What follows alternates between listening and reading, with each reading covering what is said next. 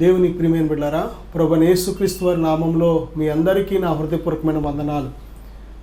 ప్రియ బిడ్డలారా, మీడియా ద్వారా ఈ వాక్యాన్ని ఆలకిస్తున్న మీ అందరికీ మరి దేవుని యొక్క ఆశీర్వాదములు, దీవెనలు కలుగునుగాక. అలాగే చాలామంది వారి ప్రార్థన అవసరతలు మాకు తెలియజేస్తున్నారు. మేము వారి కోసం ప్రార్థిస్తున్నాం. మీ ప్రార్థన అవసరతలు ఫోన్ ద్వారా కానీ వాట్సాప్ ద్వారా కానీ మాకు మెసేజ్ పెట్టవచ్చు. అలాగే ఆదరణ టీవీ అనే యూట్యూబ్ ఛానల్ ద్వారా కూడా మీరు ఈ వాక్యాలు ఇంకా విని దైవాశీర్వాదాలు పొందవచ్చు. ప్రియ బిడ్డలారా, ఈరోజు మరి యొక్క భాగముగా ఇప్పుడు అజాగ్రత్తగా ఉన్నట్లయితే రేపు అనే సమయంలో బాధపడవలసి ఉంటుంది అనే విషయాలు మనం ధ్యానం చేయబోతున్నాం. ప్రియ బిడ్డలారా, దేవుని వాక్యం ధ్యానించే ముందుగా చిన్న ప్రార్థన చేసుకుందాం. పరిశుద్ధుడా, ఘనమైన తండ్రి, మాట్లాడే దేవా, పరిశుద్ధాత్మ తండ్రి, మాతో మాట్లాడండి ప్రభువా. వినే చెవి, గ్రహించే హృదయం మాకు దయచేయండి. ఈ వాక్యాన్ని ఆలకిస్తున్న ప్రతి బిడ్డని మీ స్వాధీనపరచుకోండి నాయనా. బిడ్డలను బలపరచండి, దీవించండి అయ్యా. ఓ ప్రభువా, ఇదిగో నేడు అనబడే సమయం ఉన్నప్పుడే మీ జీవవాక్కులు విని నాయనా వాటికి తండ్రి మేము లోబడి మీ యొక్క ఉన్నతమైన దీవెన ఆశీర్వాదాలు పొందుకోవడానికి సహాయం దయచేయమని యేసుక్రీస్తు వారి నామమును ప్రార్థిస్తున్నాను తండ్రి, ఆమేన్. ప్రియ బిడ్డలారా, మొదటి భాగంలో కొద్ది మాటలు మనం చూసాం. రెండో భాగంలో మరికొన్ని మాటలు మనం చూడబోతున్నాం. యోహాను రాసిన మొదటి పత్రిక 2వ అధ్యాయం 15వ వచనంలో, లోకమునైనను లోకములో ఉన్న వాటినైనను ప్రేమింపకుడి. ఎవడైనను లోకమును ప్రేమించిన యెడల తండ్రి ప్రేమ వానిలో ఉండదు. లోకములో ఉన్నదంతయు అనగా శరీరాశయు, నేత్రాశయు, జీవపుడంబమును తండ్రి వలన పుట్టినవి కావు. అవి లోక సంబంధమైనవే. లోకమును దాని ఆశయు గతించిపోవుచున్నవి గాని దేవుని చిత్తమును జరిగించేవాడు నిరంతరమును నిలుచును అని యోహాను రాసిన మొదటి పత్రిక 2వ అధ్యాయం 15 నుంచి 17 వచనాల వరకు మనం చూడగలం. ప్రియ బిడ్డలారా, ఈ యొక్క వాక్యంలో మనం చూసినట్లయితే లోకమునైనను లోకములో ఉన్న వాటినైనను ప్రేమించద్దు దేవుడు చెప్తున్నాడు. ఇప్పుడు నువ్వు లోకాన్ని ప్రేమించినట్లయితే రేపొద్దున దుఃఖపడవలసి ఉంటుంది. లోకంలో ఉన్నాం కానీ లోకస్తులం కాదు దేవుడు చెప్తున్నాడు. ఈ లోకంలో ఉన్నాం కానీ లోకస్తులం కాదు. మనం ఈ లోకాన్ని అందరం విడిచిపెట్టేయాలి ఏదో ఒక రోజు. ప్రిబిడ్డ, ఈ లోకం స్థిరమైంది కాదు. ఏ నరుడు ఇక్కడ స్థిరముగా ఉండడానికి లేదు. ఈ లోకమునైనను లోకములో ఉన్న వాటినైనను ప్రేమించద్దు. ఈ లోకములో ఉన్నదంతా కూడా నేత్రాశలు, శరీరాశలు, జీవపుడంబం. ఈ లోకంలో ఉన్నదంతా కూడా సాతాను సంబంధమైనది. లోకమంతా దుష్టుని యందున్నదని బైబిల్ చెప్తుంది. ప్రియులారా, అందుకే నీతిమంతులకు, పరిశుద్ధులకు, విశ్వాసులకు, దేవుని యందు భయభక్తులు కలిగిన వారికి ఈ లోకం యోగ్యమైనది కాదు. అందుకే ప్రభు చెప్తున్నారు యోహాను సువార్త 16:33లో, లోకములో మీకు శ్రమ కలుగును, అయినను ధైర్యము తెచ్చుకొనుడి, నేను లోకమును జయించి ఉన్నానని ప్రభు మనము అభ్యంతరపడకుండా ఉండినట్లు ఈ మాటలు ముందుగానే చెప్తున్నారు. నిజమే దేని బిడ్డలారా, ఈ లోకం అటువంటిది. కనుక ఈ లోకంలో ఉన్న మనము నేర్చుకోవాల్సిన పాఠం ఏమిటంటే, లోకంలో ఉన్నాము కానీ లోకస్తులం కాదు. యోహాను సువార్త 15వ అధ్యాయంలో ప్రభు చెప్తున్నారు కదా, నేను మిమ్మల్ని లోకంలో నుండి ఏర్పరచుకుంటేనే అందుచేతనే లోకం మిమ్మల్ని ద్వేషిస్తుంది. నిజమే ప్రియ బిడ్డలారా, లోకంలో ఉన్నాం కానీ లోకస్తులం కాదు. నువ్వు ప్రత్యేకించబడిన దానివి, ప్రత్యేకించబడిన వాడవు. దేవుడు నిన్ను పిలుచుకున్నాడు ఒక ప్రత్యేకమైన పాత్రగా, దేవుని కోసం ప్రత్యేకించబడిన ఒక జనాంగంగా జీవించడానికి దేవుడు మనల్ని పిలుచుకున్నాడు. కనుక ఆయన ప్రశస్త రక్తంతో మనల్ని కడిగి శుద్ధి చేశాడు. మనలను ఆయన బిడ్డలుగా అంగీకరించి తన నిత్యరాజ్యానికి వారసులుగా చేశాడు. తన పరిశుద్ధాత్మను మనలో ఉంచాడు. కనుక మర్చిపోకూడదు, మనం లోకంలో ఉన్నాం కానీ లోకస్తులు మాత్రం కాదు. లోకస్తుల వలె మనం ప్రవర్తించినట్లయితే మనం దేవుని పిల్లలం కాలేం. ఈ లోక మర్యాదలు లోకస్తులు అనుసరించినట్లు మనము కూడా ఈ లోక మర్యాద అనుసరించినట్లయితే మనం దేవుని పిల్లలం కాలేం. లోక ఆచారాలు మనం అనుసరించినట్లయితే దేవుని పిల్లలం కాలేం. లోకంలో ఉన్నాం కానీ లోకస్తులం కాదు. దేవుడు నేను పరిశుద్ధముగా ఉండడానికి నేను పిలిచాడు, నీతిగా ఉండడానికి పిలిచాడు, యథార్థంగా ఉండడానికి పిలిచాడు, విశ్వాసంతో బ్రతకడానికి పిలిచాడు, ఆయన నామానికి మహిమ తెచ్చే సాక్షిగా ఉండడానికి నేను పిలిచాడు. దేని బిడ్డ, మర్చిపోవద్దు. దేవుడు పిలిచిన పిలుపుకు తగినట్లు మనం జీవిస్తే ధన్యులు. ఇంత ఉన్నతమైన పిలుపును మనం నిర్లక్ష్యం చేయకూడదు. జనులారా రండి అని అందరినీ పిలుస్తున్నాడు. ప్రయాసపడి భారం మోసుకొచ్చిన సమస్త జనులారా నా యొద్దకు రండి, నేను మీకు విశ్రాంతినిస్తానని పిలుస్తున్నాడు ఆయన. కానీ ఎంతమంది వస్తున్నాం, ఎంతమంది లోబడుతున్నాం, ఎంతమంది మన భారాన్ని ఆయన మీద వేయగలుగుతున్నాం, ఎంతమంది ఆయనతో సహవాసం స్నేహం చేయగలుగుతున్నాం? ప్రియుడ, లోకమంతా కూడా బిజీగా ఉంది, లోక సంబంధమైన వాటితో బిజీగా ఉంది. లోకంలో ఉన్నదంతా కూడా భక్తుడు చెప్తున్నాడు కదా, వ్యర్థము వ్యర్థము వ్యర్థము. నా సహోదరుడా సహోదరి, మోసపోవద్దు. లోక ఆకర్షణలు చూసి మోసపోవద్దు, లోక పోకడను చూసి మోసపోవద్దు, లోకము భ్రమను చూసి మోసపోవద్దు, లోకములో ఉండే అనేక రకాల ఆశలు దురాశలు చూసి మోసపోవద్దు, డంబాలు చూసి మోసపోవద్దు. నిజమే, దేవుడు ఆకాశమందున్నాడు, మనం భూమి మీద ఉన్నాం. మనం కొంచెముగా ఉండాలి, మన మాటలు కొంచెముగా ఉండాలి.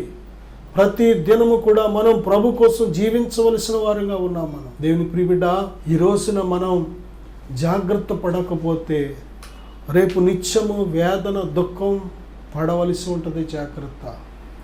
లోకంతో స్నేహం చేస్తున్నావా? జాగ్రత్త, విడిచిపెట్టే. ఈ లోక స్నేహము దేవునితో వైరము అని మీరు ఎరుగరా? ఎవడు ఈ లోకంతో స్నేహము చేయకూడని వాడు దేవునికి శత్రువగును. లోకము దాని ఆశ గతించిపోతుంది, దేవుని చిత్తాన్ని జరిగించువాడే నిత్యము నిలుచునని దేవుడు హెచ్చరిస్తున్నాడు. యాకోబు రాసిన పత్రిక 4:14 రేపేమి సంభవించునో మీకు తెలియదు, మీ జీవము ఏ పాటిది, మీరు కొంతసేపు కనబడి అంతలో మాయమైపోయే ఆవిరి వంటి వారు కారా? ప్రియబిడ్డలారా, కొంతసేపు కనబడి అంతలో మాయమైపోయేవారు. మనం ఇక్కడ శాశ్వతముగా ఉండేవారం కాదు. ఇక్కడ మన జీవితం టెంపరరీ. మర్చిపోవద్దు, మోసపోవద్దు. ఇక్కడ మనం టెంపరరీ, కొద్దిసేపే ఉంటాం, కొద్దిసేపే. ఎంత జాగ్రత్తలు తీసుకున్నా, ఎంత మంచి ఆహారం తీసుకున్నా, ఎంత మంచి ఎక్సర్సైజ్ చేసినా, ఎంత మంచి ఆరోగ్య సూత్రాలు పాటించినా, బైబిల్ చెప్తుంది 70 అధిక బలమున ఎడల 80 అయినను ఆయాసము వైభవమే. ఆయాసమే ఈ జీవితం. కనుక ఎంత బ్రతికినా దేని బిడ్డ, ఏదో ఒకరోజు ఈ లోకం విడిచిపెట్టాలి. కనుక మనము వేటి మీద మన సమయాన్ని హెచ్చించాలి అంటే శాశ్వతమైన వాటి మీద, నిత్యం ఉండే వాటి మీద, మనల్ని రక్షించే వాటి మీద, రక్షించే రక్షకుడి మీద, ఆ రక్షణ మార్గము మీద మన యొక్క దృష్టి పెట్టాలి. మనం ఫోకస్ ఆన్ ఎటర్నిటీ. శాశ్వతమైన వాటి మీద నీ దృష్టి పెట్టు.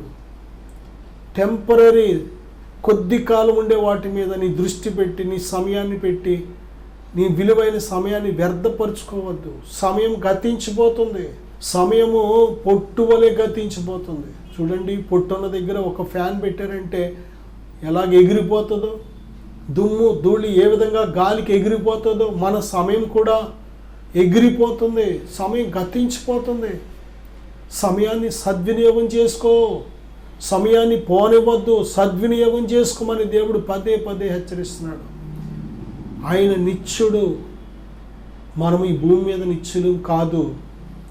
దేని బిడ్డ, మన సమయం యాత్ర వంటిది, మన సమయం పరదేశి వంటిది. మన సమయం కనుక మన సమయం వ్యర్థమైన వాటి మీద, అబద్ధమైన వాటి మీద, నిన్ను రక్షించలేని వాటి మీద, నిన్ను మోసపరిచే వాటి మీద, నీకు నెమ్మది ఇవ్వలేని వాటి మీద, నీకు సంతోషం ఇవ్వలేని వాటి మీద దేని బిడ్డ ఏమాత్రము కూడా వేస్ట్ చేయొద్దు నీ సమయాన్ని. సమయం జ్ఞానవంతుడు, బుద్ధిమంతుడు లక్షణం ఏంటంటే సమయాన్ని సద్వినియోగం చేసుకోవడం. చదువుకునే పిల్లలు చూడండి, వారు ఏ చదువు అయితే చదువుతున్నారో ఆ చదువు మీద వారు సమయం పెట్టకుండా వారు కానీ ఫోన్తోనూ టీవీతోనూ కూర్చున్నారనుకోండి, ఆ చదువులో వారు వెనకబడిపోతారు, చివరికి ఫెయిల్ అయిపోయే అవకాశం ఉంటుంది. అలాగే దేవుని పిల్లలమైన మనమందరము కూడా నేర్చుకోవాల్సిన సత్యం ఏంటంటే, ఈ భూమి మీద యాత్రికులు పరదేశం కనుక మన సమయము మన దృష్టి నిత్యమైన వాటి మీద పెట్టాలి. కొలస్సీ పత్రికలో 3వ అధ్యాయంలో మీరు క్రీస్తుతో కూడా లేపబడిన వారైతే పైనున్న వాటి మీదనే మీ దృష్టి పెట్టండి, భూ సంబంధమైన వాటి మీద మీరు మనసు పెట్టుకోవద్దు. పైన మనకు ఒక గొప్ప నిరీక్షణ దేవుడు మనకు దాచి ఉంచాడు, ఒక నిత్యత్వాన్ని దేవుడు మన కోసం దాచి ఉంచాడు. దేని బిడ్డరా, దేవుడు మన కోసం దాచి ఉంచిన ఆ నిత్య జీవం అనే గొప్ప ఉన్నతమైన ఫలం మీద మనం దృష్టి పెట్టవలసి ఉంది. నిత్యత్వాన్ని మనం సంపాదించుకోవలసి ఉంది. ఆ నిత్యత్వం సంపాదించుకోవడానికి దేవుడు ఏ మార్గం అయితే పెట్టాడో ఆ మార్గంలో ఈ భూమి మీద మనం జీవించవలసి ఉంది. సమయాన్ని వ్యర్థపరుచుకుంటే, భక్తి చేసే సమయం వ్యర్థపరిస్తే రేపొద్దున భక్తి చేయడానికి సమయం ఉండదు. నీతిగా జీవించే సమయాన్ని వ్యర్థపరుచుకుంటే రేపొద్దున నీతిగా జీవించడానికి సమయం ఉండదు. పరిశుద్ధంగా జీవించే సమయంలో నువ్వు పరిశుద్ధంగా జీవించకపోతే రేపొద్దున పరిశుద్ధంగా జీవించడానికి సమయం ఉండదు. భక్తి చేసే సమయంలో నువ్వు భక్తి చేయకపోతే రేపొద్దున భక్తి చేయడానికి సమయం ఉండదు. సమయం చాలా విలువైనది. ఆయన నీకు సమీపంగా ఉన్నప్పుడే ఆయన పట్టుకో. ఆయన నిన్ను పేరు పెట్టి పిలుస్తున్నప్పుడే ఆయన యొద్దకు రా. ఆయన నీ వైపు చేతులు చాపి ఎదురు చూస్తున్నప్పుడే ఆయనకు లొంగిపో, లోబడు, పాపాన్ని విడిచిపెట్టు. దేవునికి అసహ్యమైనది, దేవునికి ఇష్టం లేనిది ఏదైనా ఉంటే విడిచిపెట్టే. మన పాపములే దేవునికి మనకు అడ్డు వస్తున్నాయి, మన దోషాలు అడ్డు వస్తున్నాయి. మన అవిధేయత, మన మూర్ఖత్వం, మన ఎర్రితనం, మన తొందరపాటు, మన యొక్క లోబడలేని జీవితం, ఇవే దేవునికి మనకు అడ్డుబండలుగా ఉంటున్నాయి. కనుక విడిచిపెట్టే, వాటిని విడిచిపెట్టి సమయాన్ని సద్వినియోగం చేసుకో. ఆయనకు సమీపంగా ఉన్నప్పుడే ఆయనను పట్టుకో. నా సహోదరుడా, సహోదరి, సమయాన్ని సద్వినియోగం చేసుకో. లూకా సువార్త 10వ అధ్యాయం 16వ వచనంలో, మీ మాట వినువాడు నా మాట వినును, మిమ్మును నిరాకరించువాడు నన్ను నిరాకరించును, నన్ను నిరాకరించువాడు నన్ను పంపిన వానిని నిరాకరించు. ఏం బిడ్డరా, మీ మాట వినువాడు నా మాట వినును, నా మాట వినువాడు నన్ను పంపిన వాని మాట వినును, నన్ను చేర్చుకునివాడు మిమ్మును చేర్చుకునివాడు నన్ను చేర్చుకును, నన్ను చేర్చుకునివాడు నన్ను పంపిన వాడిని చేర్చుకును. చూసారా ఎంత గొప్ప. ఎవరైనా నీ గృహానికి వచ్చి సత్యాన్ని నీకు బోధిస్తుంటే నిరాకరిస్తున్నావా? జీవం కలిగిన మాటలు నీకు చెబుతుంటే నిరాకరిస్తున్నావా? ప్రియబిడ్డ, ఒక శుభవార్త నీకు చెబుతుంటే నిరాకరిస్తున్నావా? ఇదిగో ప్రభు చెబుతున్నారు, ఎవరైతే నీ దగ్గరికి వచ్చి ఈ జీవం కలిగిన మాటలు చెప్పాలని వస్తున్నారో వారు వారంతట వారు రావట్లేదు సుమా. మనుషులు కాదు ఈ మాటలు నీకు అందిస్తుంది. ప్రభువైన యేసుక్రీస్తు వారే ఆ వ్యక్తిలో ఉండి నీ ఇంటికి వచ్చారు, నీ దగ్గరికి వచ్చారు, నీతో మాట్లాడుతున్నారనే విషయాన్ని మర్చిపోవద్దు. ప్రభు చెప్తున్నారు, మీ మాట వినువాడు నా మాట వినును, నా మాట వినువాడు నన్ను పంపిన వాని మాట వినును, మిమ్మల్ని చేర్చుకునేవాడు నన్ను చేర్చుకొనును, నన్ను చేర్చుకునేవాడు నన్ను పంపిన వారిని చేర్చుకో. నా పేరట గిన్నెడు చన్నీళ్ళు ఈ చిన్నవారికి ఇస్తే నాకు ఇచ్చినట్టు అని ప్రభు చెప్తున్నా. దేని బిడ్డ, ఆయన నామములో నువ్వు ఏది చేసినా, ఎవరికి చేసినా నువ్వు దేవునికి చేస్తున్నావు అనే విషయాన్ని మర్చిపోవద్దు. మనం మనుషుల్నే చూస్తున్నాం, మన ఇంటికి వచ్చి బోధిస్తున్నా ప్రకటిస్తున్న మనుషుల్నే చూస్తున్నాం, వారిని అసహ్యులుగా చూస్తున్నాం, తక్కువగా చూస్తున్నాం, దుర్భాషలాడుతున్నాం, హింసిస్తున్నాం, ద్వేషిస్తున్నాం, రకరకాలుగా చేస్తున్నాం. కానీ ఎవరిని చేస్తున్నామో తెలుసా? అబ్రహాముని అడుగుతున్నాడు, తండ్రివైన అబ్రహామా, ఆ లాజరును ఒక్కసారి భూమి మీదకు పంపించు. భూమి మీద నాకు 5 సహోదరులు ఉన్నారు, వారు కూడా ఈ వేదనకరమైన స్థలానికి రాకుండా ఈ సత్యాన్ని వారికి బోధింప చేయమని అబ్రహాముని రిక్వెస్ట్ చేస్తున్నాడు. ధనవంతుడు పాతాళము నుంచి భూమి మీద ఉన్న సజీవులకి సువార్త చెప్పాలని దేవుడి నిర్ణయం ఇది. చనిపోయిన వారు కొద్ది కాలానికి మళ్ళీ భూమి మీదకి బ్రతికొచ్చి, లేకపోతే వారు కళ్ళలో కనబడి సువార్త చెప్పే అధికారం వారికి దేవుడు ఇవ్వలేదు. అందుకే నీ కుటుంబాన్ని రక్షించుకోవాల్సిన బాధ్యత నీదే. నీ రక్త సంబంధులను రక్షించుకోవాల్సిన బాధ్యత నీదే. నీ భార్యను లేక నీ భర్తను నీ బిడ్డలను రక్షించుకోవాల్సిన బాధ్యత నీదే. నీ తల్లిదండ్రులని నీ అత్తమామను రక్షించుకోవాల్సిన బాధ్యత నీదే. నా సహోదరుడా సహోదరి, మోసపోవద్దు. ఎవరో ఎక్కడి నుంచో వచ్చి రక్షిస్తారు అనుకోవద్దు. దేవుని గురించిన సువార్తను వారికి వినిపించకపోతే, దేవుని మార్గంలోకి నువ్వు వారిని నడిపించుకోకపోతే, మరొకరు వచ్చి చెప్పిన వారు వినరు. బయట వారి కంటే నీ మాటే వారికి, నీ మాటను బట్టి వారు రక్షించబడతారు. నీ మట్టుకు నువ్వు అనుకుంటున్నావేమో, నా మాట ఎవరు వినరండి, నేను చెప్తే ఎవరు వినరండి. కాదు, నువ్వు నీ చుట్టూ ఉన్న ప్రపంచానికి ఒక ప్రత్యేకమైన స్థానాన్ని దేవుడు నీకు ఇచ్చాడు. నీ కుటుంబంలో ఒక ప్రత్యేకమైన స్థానాన్ని దేవుడు నీకు ఇచ్చాడు. నీ స్థానాన్ని నువ్వు తక్కువ చేసుకోవద్దు. దేవుడు నీకు ఇచ్చిన విలువైన సమయాన్ని, నీ కుటుంబాన్ని రక్షించుకో. సమయం ఉన్నప్పుడే నీ కుటుంబాన్ని సిద్ధపరచుకో. ప్రభువైన యేసుక్రీస్తు వారిని గురించి చెబుతున్న వారి మాట మనం వింటున్నట్లయితే, వారి మాట కాదు, అది ప్రభువైన యేసుక్రీస్తు వారి మాట. ప్రభువైన యేసుక్రీస్తు వారి మాటే కాదు, అది ఆయనను పంపించిన పరలోకపు తండ్రి మాట, మన తండ్రి మాట. దేవుని మాట వినుట శ్రేష్టం. యోహాను సువార్త 3వ అధ్యాయం 19 నుంచి 21 వచనం వరకు మనం చూస్తే, ఆ తీర్పు ఇదే, వెలుగు లోకములోనికి వచ్చెను గాని తమ క్రియలు చెడ్డవైనందున మనుషులు వెలుగును ప్రేమింపక చీకటినే ప్రేమించిరి. దుష్కార్యము చేయి ప్రతివాడు వెలుగును ద్వేషించును, తన క్రియలు దుష్క్రియలుగా కనబడకుండానట్లు వెలుగునద్దకు రాడు. సత్యవర్తనుడైతే తన క్రియలు దేవుని మూలముగా చేయబడి ఉన్నవని ప్రత్యక్షపరచబడినట్లు వెలుగునద్దకు వచ్చును. నిజమే, ప్రభువైన యేసుక్రీస్తు వారు చెప్తున్నారు కదా, నేను లోకమునకు వెలుగును, నేను లోకమునకు వెలుగును. మనకు కూడా దేవుడు అవకాశం ఇచ్చాడు. మత్తయి సువార్త 5వ అధ్యాయంలో మీరు లోకమునకు వెలుగై ఉన్నారు. మత్తయి 5:13లో మనం లోకానికి వెలుగై ఉన్నాం. ఏం బిడ్డలారా, ఎవడును దీపం వెలిగించి కొంచెము కింద పెట్టాడు కానీ అది ఇంట నుండి వారికి అందరికీ వెలిగించుటకై దీపస్తంభము మీదనే పెట్టాను. లైట్లు ఇప్పుడు మనం కింద పెట్టాం, పైన.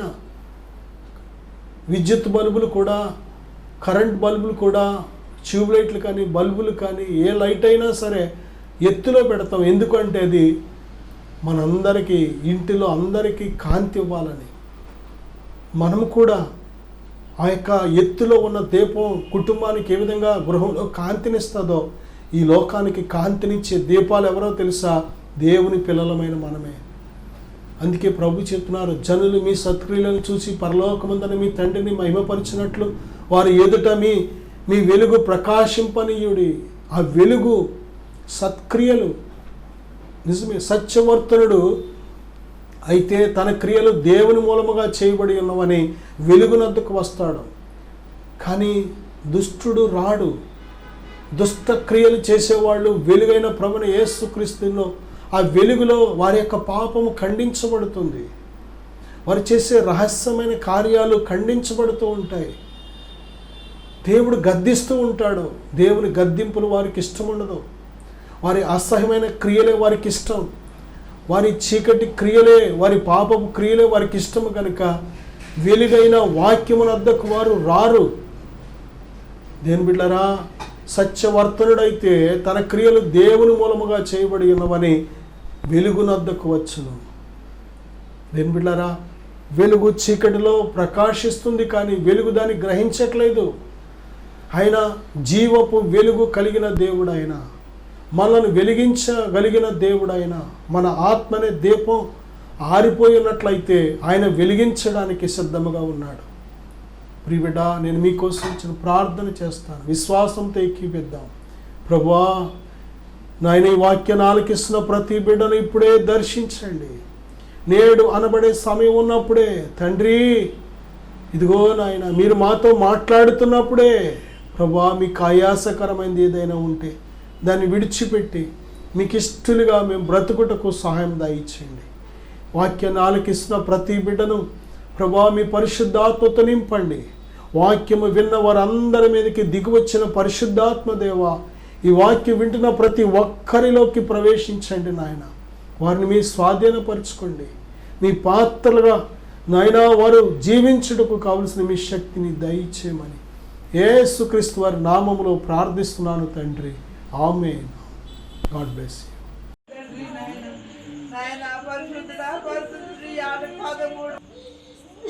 కుటుంబాన్ని నాశనం చేసిన దెయ్యమా, పో బయటికి.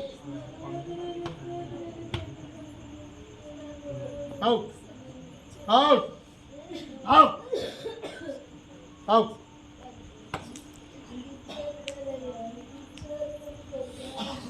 దేవుడికి వందనాలండి. నా పేరు వరహాలండి, పెత్తాడిపిల్లండి. నేను వ్యవసాయం పని చేస్తానండి. వ్యవసాయం పని చేస్తాను. మా ఆవిడ మన చర్చికి వెళ్తుందండి. మా ఆవిడ నేను ఎన్నోసార్లు మా ఆవిడ చర్చికి రావచ్చు కదా ఎన్నోసార్లు అనేదండి. నేను వెళ్ళేవాడిని కాదండి.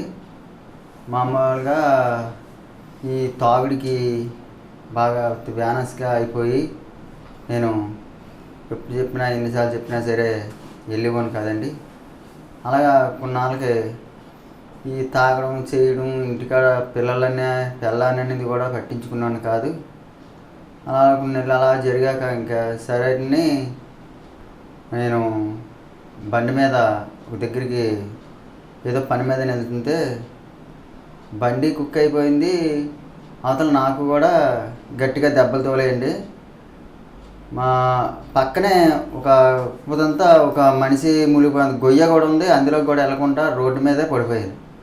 నేను అప్పుడు అనుకున్నాను, ఏంటి మా ఆవిడ దేవుళ్ళలోకి వెళ్తుంది, ఆ దేవుడే నన్ను ఎంతో కాపాడాడు అనుకున్నాను.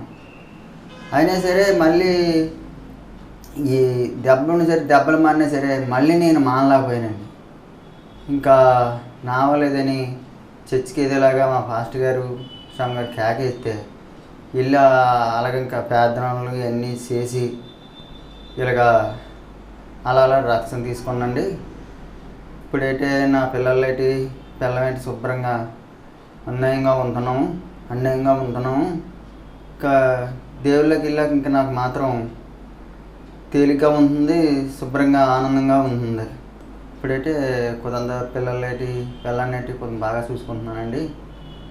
పర్లేదు, తేలిగ్గా ఉంటుందండి నాకు. దేవుని నాకు వచ్చేస్తే దైవసేవకులు ఒకటే మాట అన్నారు, నీ భర్త మారుతాడమ్మా, నువ్వేం కంగారు పడకు, నీ భర్త ఎలాగైనా సరే మారుతాడు, రక్షించబడతారు, నువ్వు కంగారు పడక అన్నారు. అన్నప్పుడు నేనైతే ఇంకా అప్పుడు మా అమ్మ ఇంటికాడే ఉండేదాన్ని అండి. అప్పుడే ప్రార్థనకు వచ్చాను. తర్వాత మా ఆయన్ని ప్రార్థనకి కొద్ది మందిని వెళ్ళి తీసుకురమ్మని ప్రార్థన చేశారండి. తైల అభిషేకంతో ప్రార్థన చేశారు. నా భర్త అప్పుడు ప్రార్థన చేసినప్పుడు కొద్దిగా విడుదల దయచేసాడు అని పాస్టర్ గారు చెప్పారు. అమ్మ కొద్ది రోజులు నువ్వు ఉండు, నీ భర్త మారుతాడు, నీకేం భయం లేదని దైవసేవకులు నాతో మాట్లాడేవారు. దేవుడే వారి హృదయంలో ఉండి మాట్లాడించేవాడు. అయినప్పటికీ నేను మళ్ళీ కొద్ది రోజులు ఉన్నాక అలాగ దైవసేవకులే మళ్ళీ నా భర్తతో మాట్లాడి, వరాలు నువ్వు పాపముని విడిచిపెట్టేసి లోకంలో జీవించుకోకుండా దేవుడి కోసం జీవించని దైవసేవకులు ఉండి దేవుడే మాట్లాడేవాడు నా భర్తతోని. నా భర్త అప్పుడు దాకా రక్షించబడలేని నా భర్త, త్రాగుడికి లోబడిపోయిన నా భర్త అదే క్షణం నుంచి ఈ క్షణం వరకు దేవుళ్ళో నడుపుతున్నాడండి. నా భర్త రక్షించబడ్డాడు, పూర్తి మారు మనసు పొందాడు. ఎటువంటి త్రాగుడికి లోబడకుండా నన్ను, నా కుటుంబాన్ని, నా పిల్లల్ని కూడా క్షేమకరంగా చూస్తున్నాడు. ఆయనకి ఏమిచ్చిన ఆయన రుణమైతే నేను తీర్చలేను. దేవుడి సన్నిధిలో గడపడానికి దేవుడే మాకు ఇచ్చిన కృప ఇది. దేవుడు మాకు ఇచ్చిన కృపే. దైవ సేవకుల ద్వారా దేవుడే మాతో మాట్లాడారు. నా భర్తను రక్షించాడు, నన్ను రక్షించుకున్నాడు. నా బిడ్డలు కూడా దేవుళ్ళలో ఎదుగుతున్నాము. నా కుటుంబం అంతా కూడా కేవలం ఇలా బ్రతుకున్నామంటే దేవుని కృపేనండి. అందరికీ వందనాలు.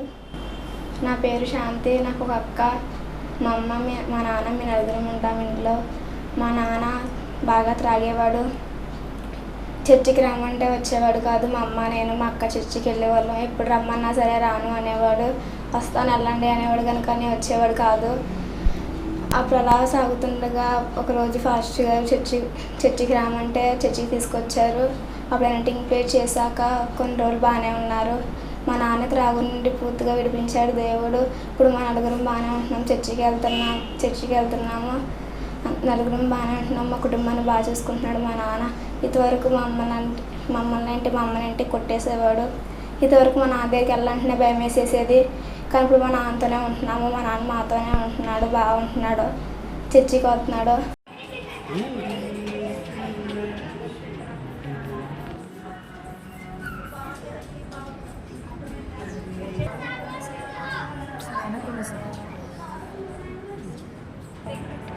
చెప్పి నేను తలగా చేయబోతున్నాను. కుమారుడా, నేను తలగా వాడుకోబోతున్నాను. శక్తికి మించిన ప్రయాణం ఇదిగో నేను నీకు తోడుగా ఉన్నాను కనుక ఈ పూర్తిగా రూపించడానికి ఏ 5 వర్గాలను నడిచాను. మార్గాన్ని సరళం చేయబోతున్నానని దేవుడు చెప్పాడు.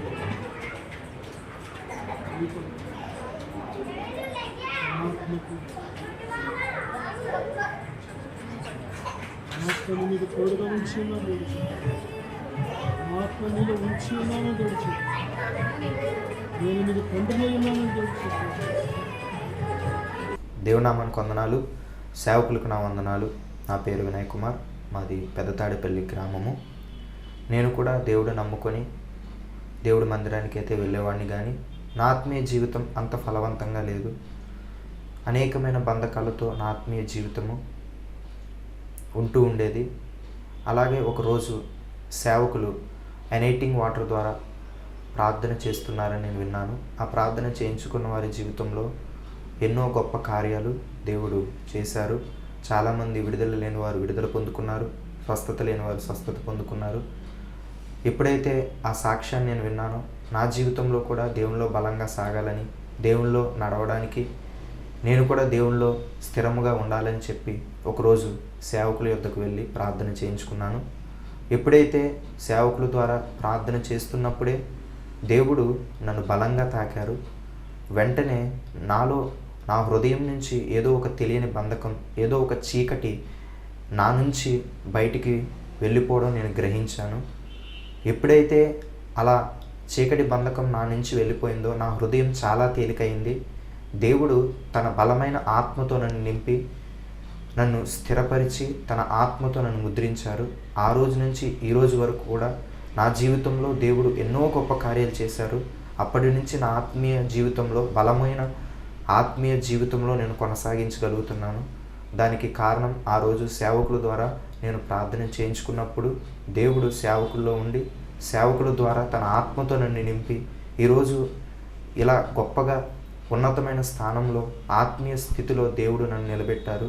దేవుడు నా జీవితంలో చేసిన ఈ కార్యమును బట్టి దేవునికే సమస్త మహిమ, ఘనత, ప్రభావములు యుగయుగములు చెల్లునుగాక. సేవకులు కూడా నా ప్రత్యేక వందనాలు. Thank you. Praise the lord.